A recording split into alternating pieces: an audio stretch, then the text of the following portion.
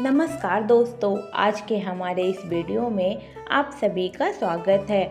आज हम आपके लिए छठी मैया की महिमा की कहानी लेकर आए हैं। बहुत समय पहले की बात है।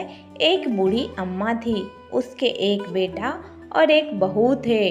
बूढ़ी अम्मा छठी मैया की परम भक्त थी और हर साल पूरी श्रद्धा से छठी मैया का व्रत रखती थी। परंतु बहू नए विचारों वाली थी, वह पूजा पाठ में विश्वास नहीं करती थी।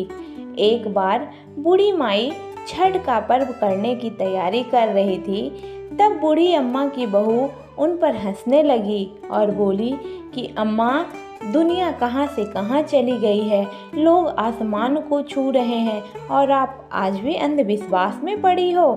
पढ़ी लिखी बहुओं का छठी मैया की परम भक्त बूढ़ी अम्मा पर कोई असर नहीं हुआ। वह तो बस अपनी तैयारियां करती रही।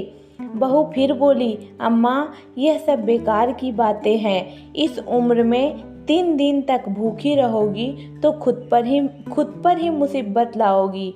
ना जाने क्यों भूखे प्यासे लोग खुद को सताते हैं। नई बहू की बातें सुनकर बूढ़ी अम्मा मुस्कुराई और बोली कि बहू, शादी के बाद मेरे संतान नहीं हो रहे थे, तब मैंने छठी मैया का ही व्रत किया, तो छठी मैया ने मेरे पुकार सुन ली और मुझे बेटा दिया।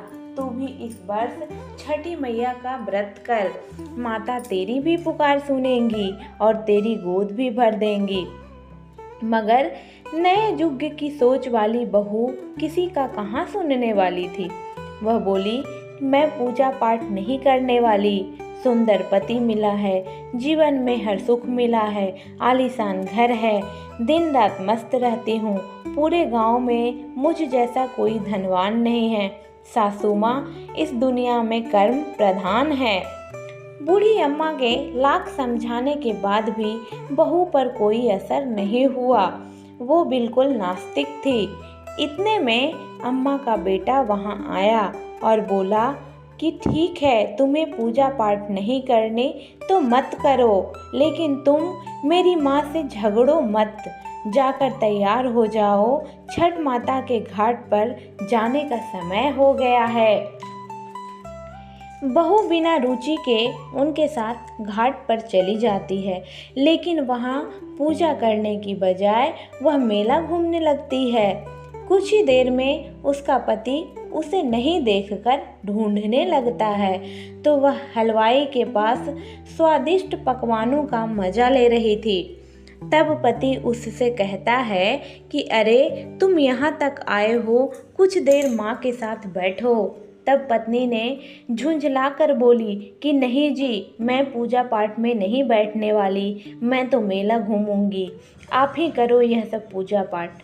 तब पति वहाँ से चला जाता है और स्नान करने के लिए वह जैसे ही डुबकी लगाता है, तो डुबकी लगाते ही वह डूब जाता है और ज़ोर ज़ोर से चीखने लगता है, लेकिन किसी को भी उसकी आवाज़ सुनाई नहीं देती। जैसे ही वह बूढ़ी अम्मा को यह पता चला कि उसका बेटा डूब गया, वह जोर जोर से रोने लगी और छठी मैया से बोली कि हे छठी मैया, मुझसे तेरी भक्ति में कौन सी कमी रह गई जो तूने मेरी गोद सूनी कर दी।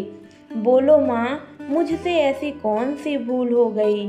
हम तो घाट पर आपकी पूजा करने आए थे, तुमने तो हमारी दुनिया ही उजाड़ दी।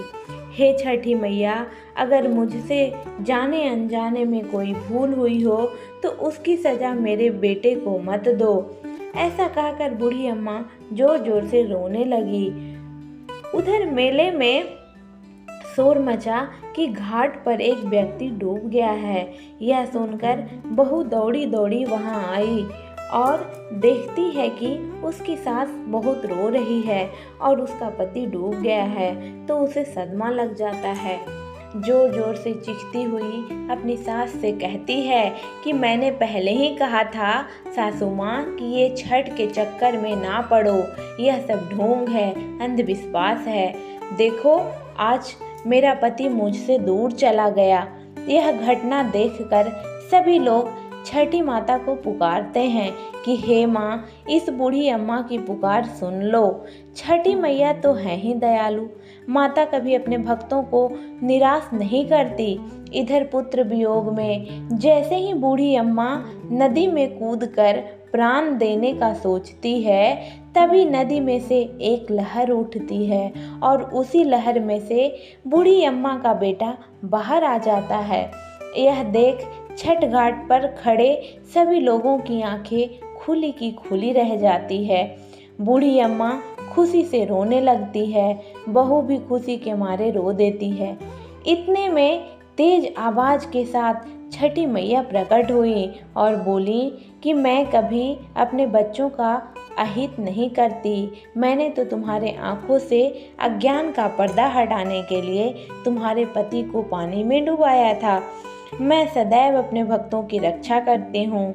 इस कलयुग में जो भी मेरी पूजा करता है उसकी हर मनोकामना पूर्ण होती है। यह कहकर छठी मैया अंतर्ध्यान हो गईं और वहाँ खड़े सभी लोग छठी मैया की महिमा की गाथा गाने लगे। तो जय